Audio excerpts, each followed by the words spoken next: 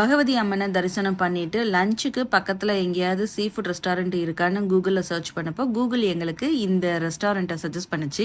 திருவனந்தபுரம் பக்கத்தில் பூஞ்சக்கரின்னு ஒரு வில்லேஜ் இருக்குது, அதில் தான் இந்த ரெஸ்டாரண்ட் இருக்குது. இந்த ரெஸ்டாரண்ட் பேர் பூஞ்சக்கரி ரெஸ்டாரண்ட் தான். அண்ட் இந்த ரெஸ்டாரண்ட் டாடி, அதாவது கல்லுக்கு ரொம்ப ஃபேமஸான ஒரு ரெஸ்டாரண்ட். அதனால் இங்கே வந்து நிறைய மக்கள் ஃபேமிலியோடு வந்துட்டு கல் கன்சியூம் பண்ணுறாங்க. லேடிஸ் ஜென்ட்ஸ் எல்லாருமே வந்து கல் குடிக்கிறது பார்க்கும்போது எனக்கு கொஞ்சம் ஆச்சரியமாக இருந்தது. இந்த ரெஸ்டாரண்ட் ஃபுல் அண்ட் ஃபுல் உட்டுனால் பில்ட் பண்ணியிருக்காங்க. மேலே கூரையெல்லாம் பார்த்தீங்கன்னா தென்னை ஓலைகளால் பின்னியிருக்கிறாங்க.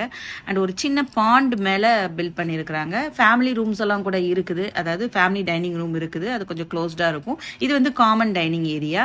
எனக்கு இந்த காமன் டைனிங் ஏரியா தான் ரொம்ப பிடிச்சிருந்துச்சு. ஏன்னா இயற்கையை ரசிச்சுக்கிட்டே நம்ம வந்து சாப்பிடலாம்.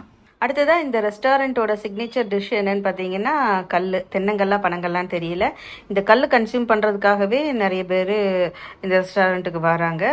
ஸோ எல்லார் டேபிள்லேயுமே 3-4 பாட்டில் கல் வச்சுருக்குறாங்க. ஃபஸ்ட் டைம் நானும் அஸ்வினும் கல் ட்ரை பண்ணோம். என் ஃப்ரெண்டு தான் 2 பாட்டில் வாங்கியிருந்தாங்க. அதில் நாங்கள் கொஞ்சம் டேஸ்ட் பண்ணி பார்த்தோம். இந்த ரெஸ்டாரண்ட்டில் என்னென்ன டிஷ்ஷஸ்லாம் வச்சுருக்காங்கன்னா வாத்துக்கறி, பீஃப் கறி, அப்புறம் போக் கறி வச்சுருக்குறாங்க. சீலா மீன் தலைக்கறி வச்சுருக்காங்க. கண்டிப்பாக இந்த சீலா மீன் தலைக்கறி மட்டும் ட்ரை பண்ணிடாதீங்க, ரொம்ப கேவலமாக இருந்தது. நாங்கள் இதை வந்து ரிட்டர்ன் பண்ணிட்டோம். நல்ல வேலை அதுக்கு எங்களுக்கு பில் போடலை. அப்புறம் fish fry, PRAN fry, appam, rice உண்டு, சாம்பார் ரசம் அந்த மாதிரிலாம் கிடையாது. எனக்கு இந்த ப்ரான் ஃப்ரை டேஸ்ட் ரொம்ப பிடிச்சிருந்துச்சி. ப்ரான்ஸ் நல்லா பெருசாகவும் ஃப்ரெஷ்ஷாகவும் இருந்துச்சு. மசாலாவும் செம்ம டேஸ்ட்டாக இருந்தது. நானும் என் பையனும் ஃபஸ்ட் டைமாக வாத்துக்கறி ட்ரை பண்ணோம்.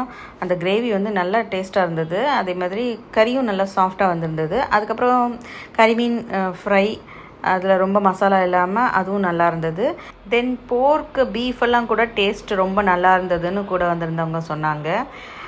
ஸோ நீங்கள் ட்ராண்ட்ரம் பக்கம் போனீங்கன்னா கண்டிப்பாக இந்த ரெஸ்டாரண்ட் ட்ரை பண்ணி பாருங்கள். உங்களுக்கு கல் பிடிக்கும் அப்படின்னா ஃபிஷ் கறி மட்டும் ட்ரை பண்ணிடவே பண்ணிடாதீங்க.